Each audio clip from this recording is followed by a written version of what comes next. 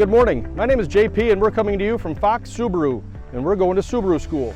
Now today's lesson we're going to talk about the hands-free power tailgate that's found on our new Outback models. Anything 2020 or newer that has a power tailgate will come standard with our hands-free power tailgate. Today we're going to use our brand new Wilderness Edition as our demonstrator vehicle because this is our latest and greatest that Subaru has to offer.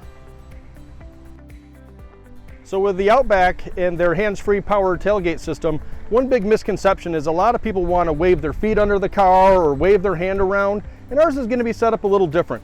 We do want to be more stationary as we try to make the sensor work, and on the tailgate the Subaru logo is the sensor itself. Now if I position my hand or my arm in front of the logo, we will hear the car make a beep. If I don't react during that beep, the tailgate simply will not open. So when I reach in with my hand or my arm and hear the beep and move away, that will be the action that causes the tailgate to open.